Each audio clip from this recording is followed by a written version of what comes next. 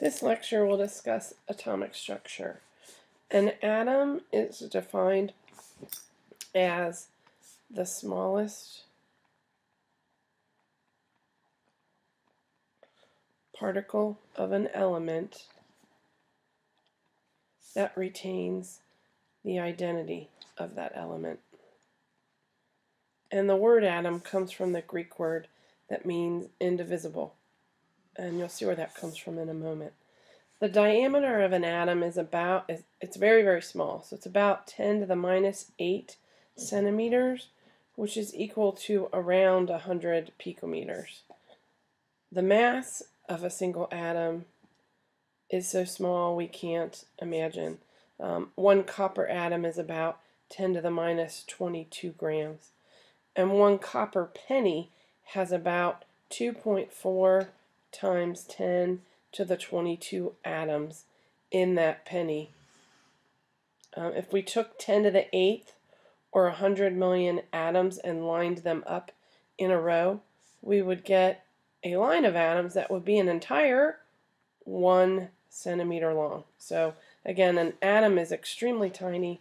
It's so tiny it's hard to understand just how small it is. Next we're going to talk about the development of the atomic theory, and the first person that came up with an atomic theory that had wide acceptance was John Dalton. And there's a picture of him right here. His theory is very important, although we'll see here shortly that not all points of his theory are still held true today. The first part of his theory says that all elements are composed of tiny, indivisible, which means they can't be broken into smaller pieces, tiny, indivisible particles, and he called them atoms. He stated that atoms of the same element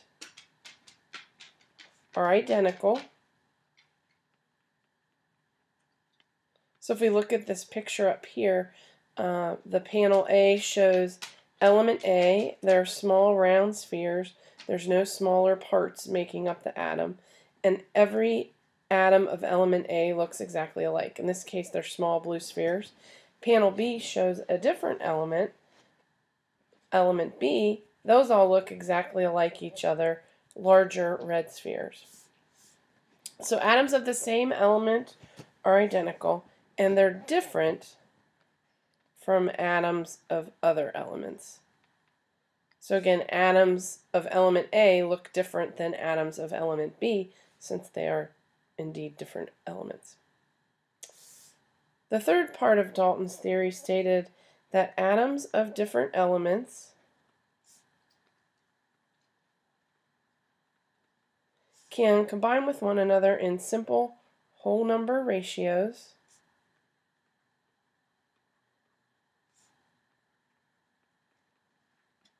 to form compounds.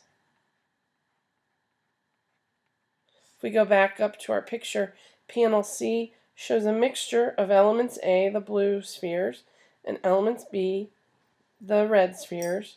They can mix together, or they can combine into one unit, and this would be a compound of water. It has two elements of A, two atoms of element A, and one atom of element B. And then the last part of Dalton's theory stated that chemical reactions occur when atoms are separated, joined, or rearranged. And the atoms themselves are not changed. We'll learn much more about chemical reactions in Chapter 11, second quarter. So out of all four of these parts of Dalton's theories, which of them have been disproved? Well, number one, atoms are indivisible. Actually, atoms are divisible. We'll see in Chapter 25. which we're going to cover right after chapter 4. Another part of his theory disproven, atoms of the same element.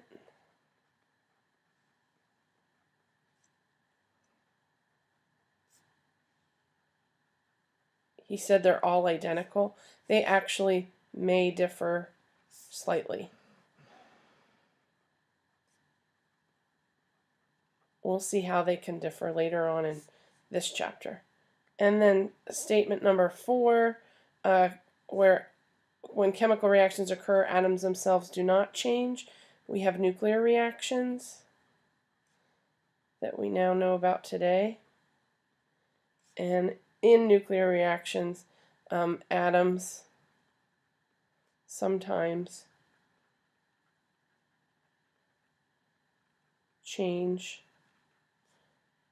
from one element to another.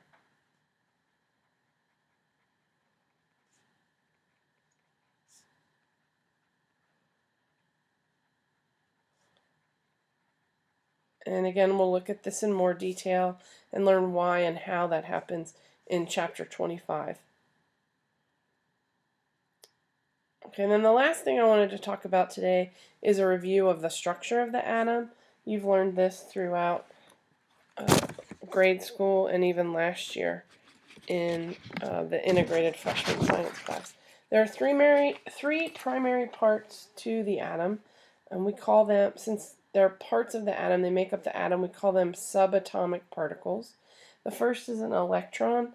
Electron is a negatively charged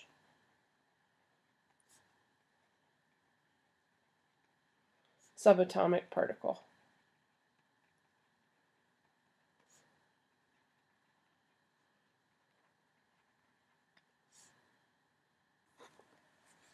So the electron is a negatively charged subatomic particle that was discovered by J.J. Thomson. Here's a picture of him on the right.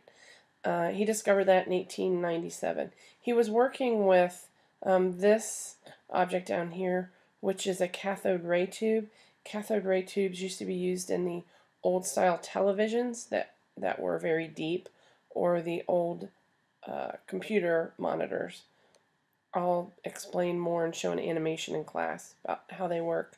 But basically it's a tube that has one end of the tube is charged negatively, one is charged positively, and electrons or electricity flows through the tube. So there's a flow of electrons from one end to the other. The electrons originate in the negative end, the cathode end, so that's why it's called a cathode ray tube.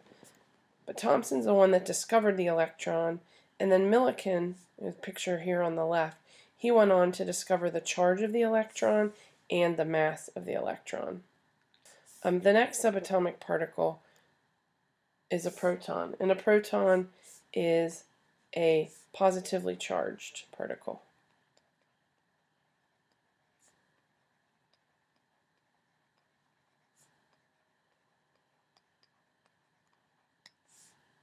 And the proton was discovered by Goldstein. Here's a picture of him on the right. The last subatomic particle is a neutron, and it is a subatomic particle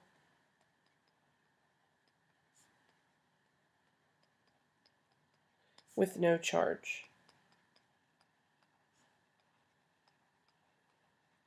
It's neutral, thus it's called a neutron. The neutron was discovered last in 1932 by Chadwick. Here's a picture on the right. Then I wanted to complete this chart, which compares and contrasts all three of the subatomic particles. Symbols for the particles. An electron is a lowercase e with the superscripted negative sign. Most likely in class, I will not write the word electron. I'll write the symbol. Proton can be shown with a p and a superscripted plus sign. Neutron is a lowercase n with the superscripted 0.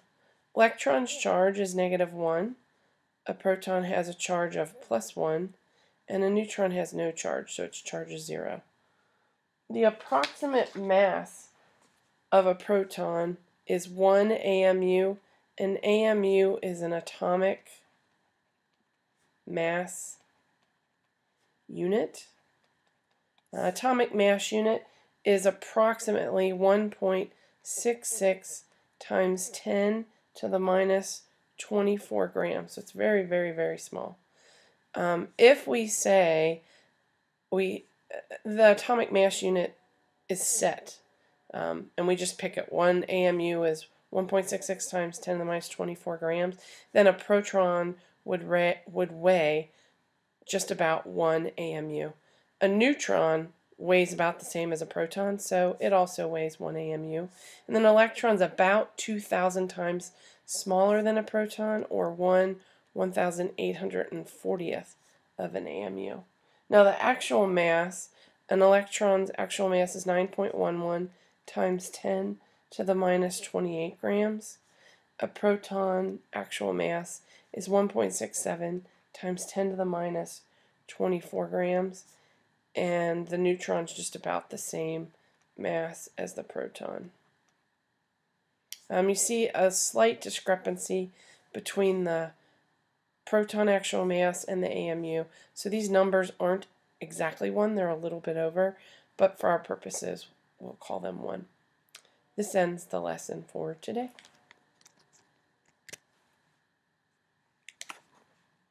Make sure you ask any questions about information you didn't understand in class.